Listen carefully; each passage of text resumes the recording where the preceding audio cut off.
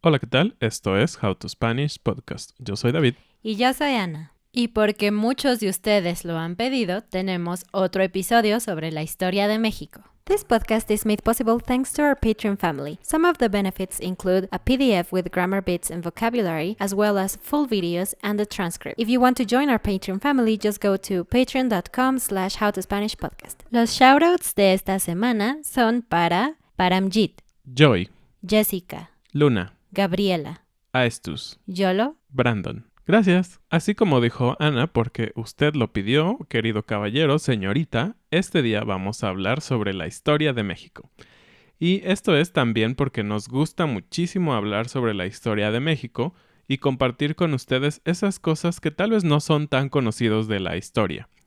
Obviamente, este capítulo de la historia que vamos a hablar es muy conocido en lo general, pero como fue en el caso de la Malinche, otro episodio que ya tuvimos, en general la percepción que se tiene me parece que es errónea con lo que fue la realidad, o al menos con lo que cuentan los historiadores serios acerca de la historia. Este episodio de la historia que vamos a hablar se le conoce como el Segundo Imperio Mexicano. ¿Por qué el segundo? Porque en la historia de México hubo dos imperios. El primero fue de Iturbide.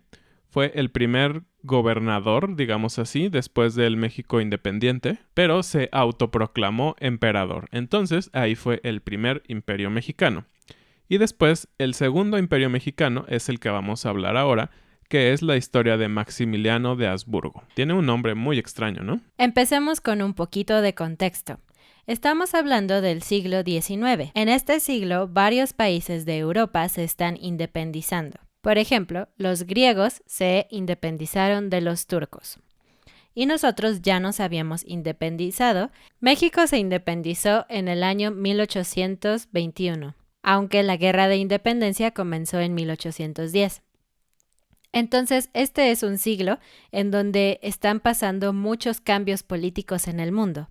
Y después de una gran guerra como fue la Guerra de Independencia, el país queda devastado. Hubo pérdidas humanas, pero también hubo pérdidas económicas. Así que es muy difícil comenzar a construir un país cuando se terminó una guerra. Y ese fue el caso de México. México no tenía dinero, no tenía suficientes trabajos, había hambruna, había muchos problemas.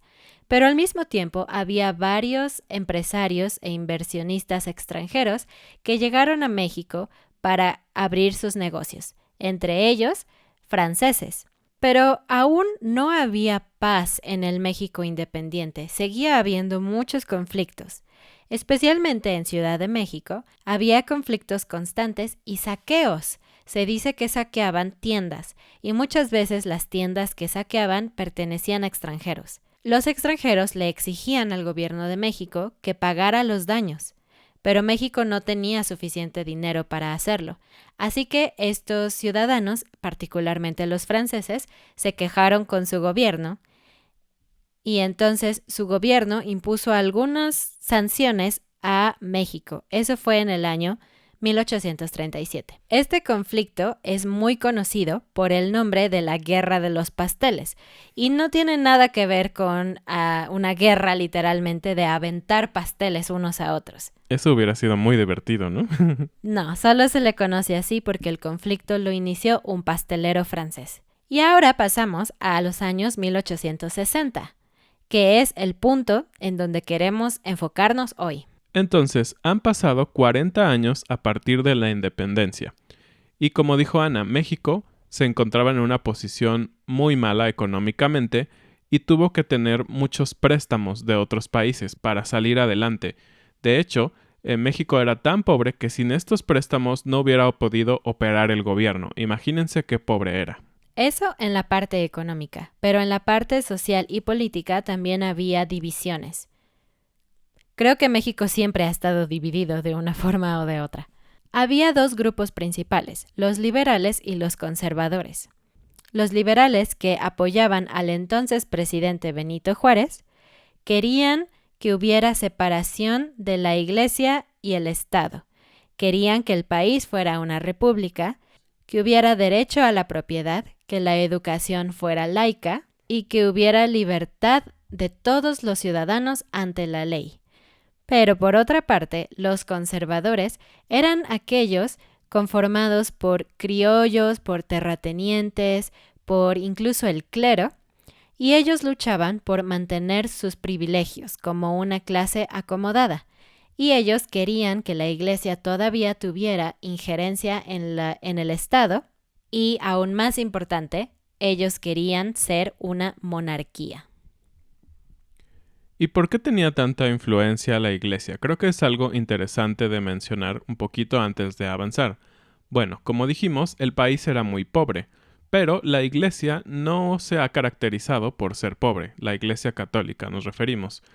Entonces la Iglesia católica tenía un gran poder en México y obviamente en muchos países de Latinoamérica, porque ellos tenían un poder económico incluso superior que algunos gobiernos, y por lo tanto eran importantes para el gobierno. Y en el caso de México, la Iglesia católica estaba en un punto en donde podía tomar decisiones junto con el gobierno. Las escuelas no eran laicas, es decir, estaban controladas por la Iglesia católica, entonces eso sumaba un gran poder. Y justamente Benito Juárez quería eliminar todo eso al ser un liberal. El 17 de julio de 1861, Benito Juárez proclamó una ley. Él se dio cuenta de que el país estaba casi en bancarrota y no podía pagar los préstamos extranjeros, así que en su ley él dijo que por lo menos por 2 años iban a dejar de pagar por completo sus préstamos al extranjero. Y obviamente eso no le gustó a los imperios a los que les debíamos el dinero. Imagínense que te dicen, ¿sabes qué? En 2 años no te voy a pagar porque pues no tengo dinero, entonces pues ni modo.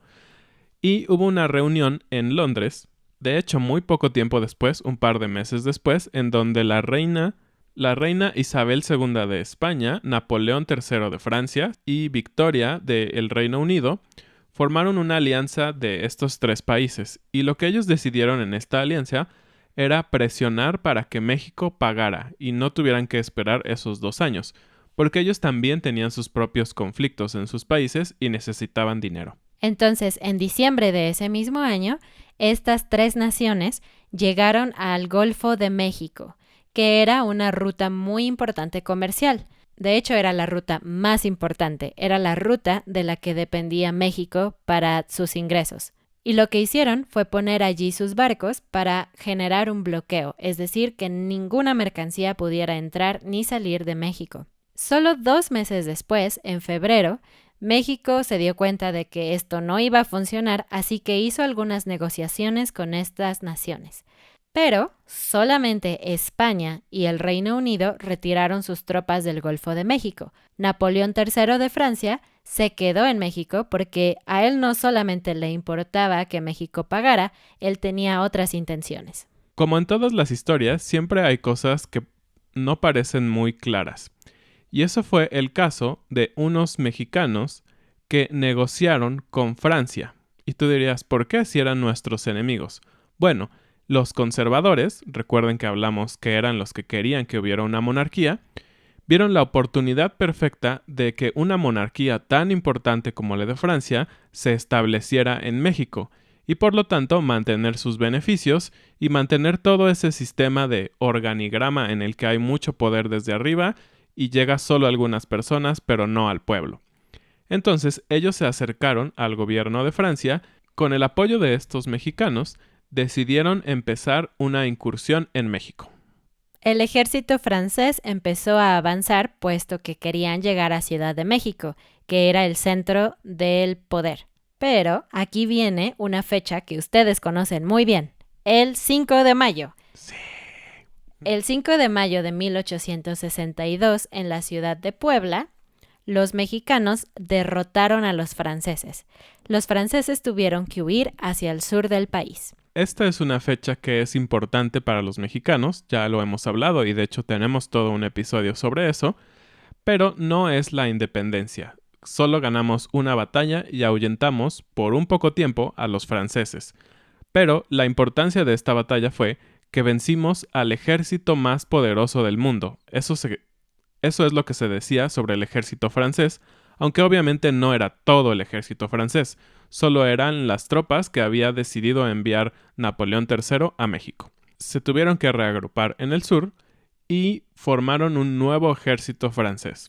Obviamente llegaron refuerzos de otras partes de Europa, como de Austria, Bélgica y Hungría, y de hecho hasta de Egipto. Era tanto el poder del ejército francés que llevaron gente, digamos, de todas partes del mundo.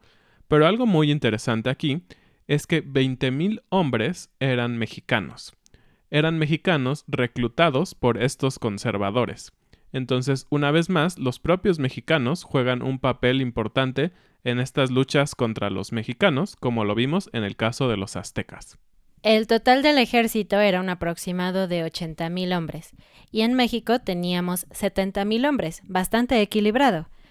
Pero se dice que el ejército mexicano estaba muy mal adiestrado.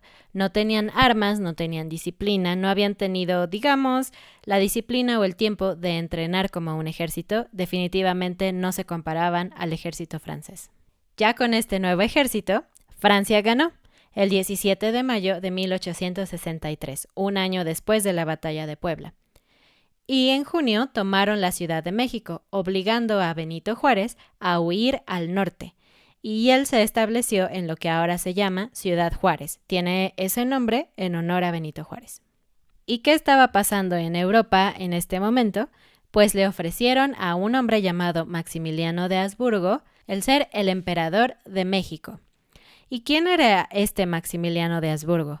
Pues resulta que era el siguiente en línea para ser el rey de Austria, y su hermano, que era el rey en ese momento, quería que él aceptara el puesto en México para así renunciar al trono de Austria. Pero el suegro de Maximiliano, es decir, el papá de Carlota, su esposa, lo presionó porque era muy ambicioso y quería ver a su hija en una posición de más poder.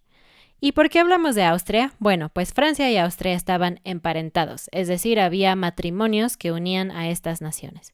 Así que en 1864, Maximiliano de Habsburgo y su esposa Carlota llegaron a México y se establecieron en lo que hoy es el Castillo de Chapultepec. Y así es como empieza el Segundo Imperio Mexicano. Es una combinación bastante interesante porque estábamos conquistados, por así decirlo, por los franceses, pero nuestro emperador no era un francés, era un austriaco. Y hablando un poco de idiomas, porque sabemos que les gustan los idiomas, hay unos datos muy interesantes sobre la pareja de Maximiliano y Carlota. Ellos eran unos políglotas. Se dice que ambos hablaban 6 idiomas, incluido el español fluidamente, entonces eso facilitó mucho las cosas para ellos en México, porque no necesitaban a un intermediario para comunicarse. ¿Recuerdan que dijimos que quienes pusieron a Maximiliano en el poder eran los conservadores? Pues les salió el tiro por la culata. Esa es la frase del día, así que quédate hasta el final para saber qué significa.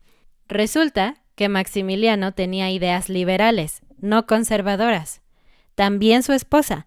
De hecho, su esposa no era una esposa común de esa época, porque se dice que Carlota fue la favorita de su padre y la única mujer, pero aún así tuvo una educación como si hubiera sido un hombre. Su papá le enseñó, además de idiomas, historia, política y todo eso.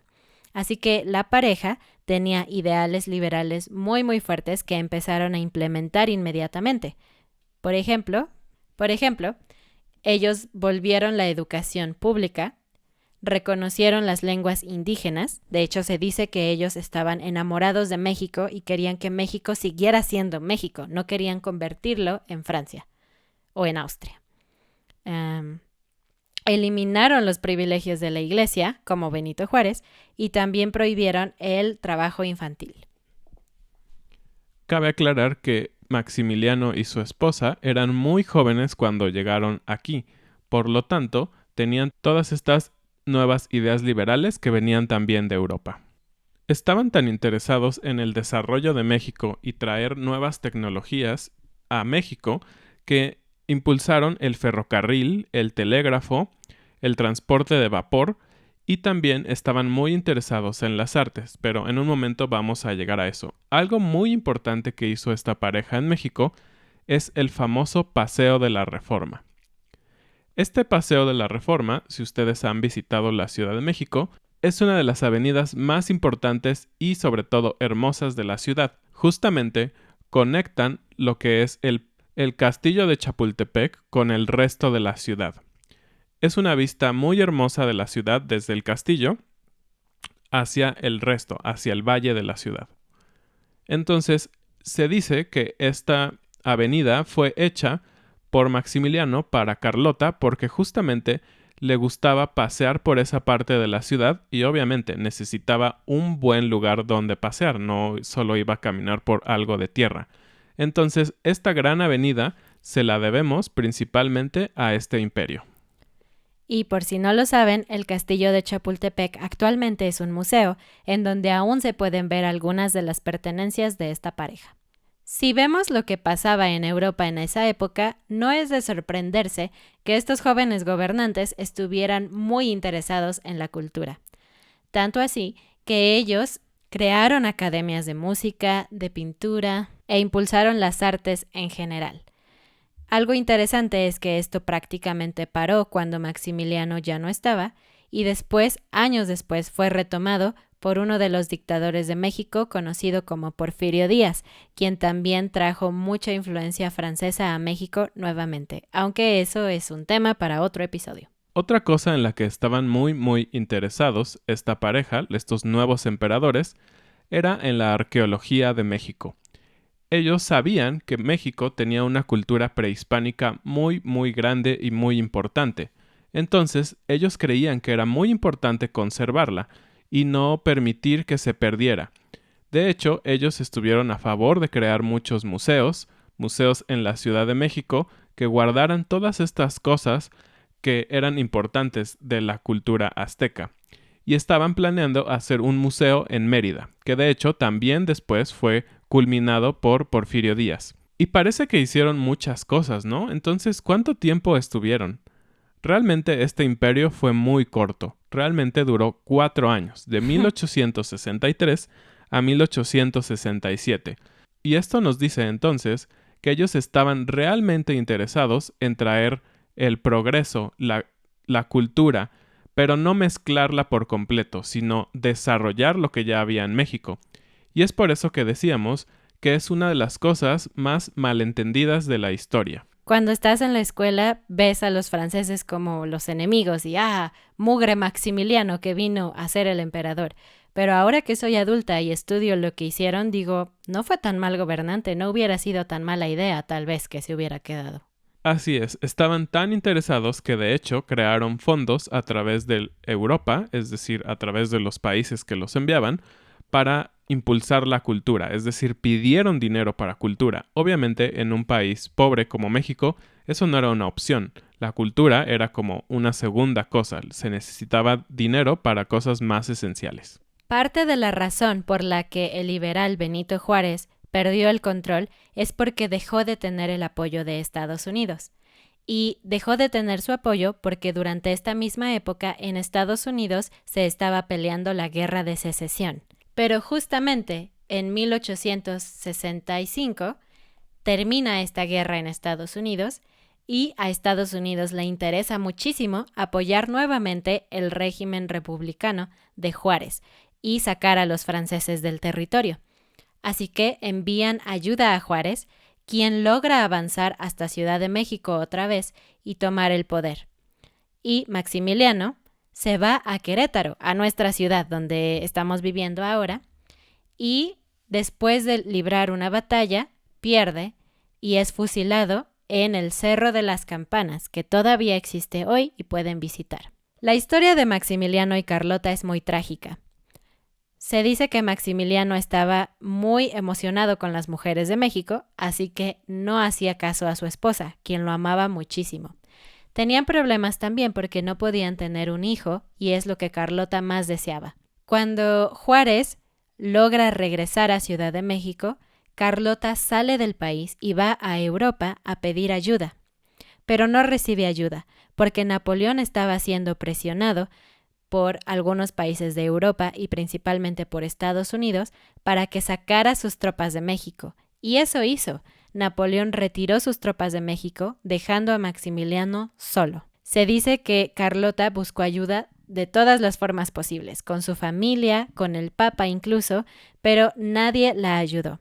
Estaba en un estado tal de estrés y de miedo que Carlota se volvió loca, literalmente se volvió loca, perdió la razón, tenía miedo de todo, pensaba que todo el mundo quería envenenarla e incluso durante sus últimos años de vida, ella todavía imaginaba que estaba en México y hablaba con personas inexistentes en español y en francés y en todos los idiomas que ella sabía.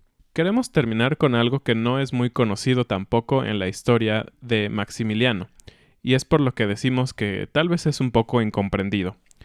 Maximiliano, como decíamos, a través de sus acciones demostró que realmente le importaba México, no solo le importaba generar un imperio más grande francés en México o cambiar el idioma, cambiar la cultura. Él quería que México creciera, le veía un gran potencial, y se dice que él llegó a amar tanto a México que renunció a su nacionalidad austriaca. Imaginen ustedes, él iba a ser el rey de Austria y renunció a su nacionalidad por México. Y hay unas frases muy interesantes que se registraron cuando él iba a ser fusilado aquí en la ciudad de Querétaro, como ya dijo Ana. Y estas fueron sus últimas frases. Perdono a todos y pido a todos que me perdonen, y que mi sangre, que está a punto de ser vertida, se derrame para el bien de este país. Voy a morir por una causa justa, la de la independencia y la libertad de México. Que mi sangre selle las desgracias de mi nueva patria. ¡Viva México! ¡Wow! ¡Qué fuerte! Matamos a un nacionalista mexicano. Bueno, no lo matamos nosotros, pero tiene sentido. Cuando ves la historia, piensas que, claro, ellos eran los invasores, y aunque tenían buenas ideas, imagínense qué iba a pensar el presidente Benito Juárez en decir, está bien, que se queden los franceses, ellos hacen un buen trabajo y quieren algo bueno para México. No es algo que cualquier persona iba a dejar que pasara, ¿no? Cuéntanos qué opinan de este episodio tan interesante de la historia de México y cómo se imaginan que seríamos ahora si los franceses se hubieran quedado aquí. Terminamos con la frase del día.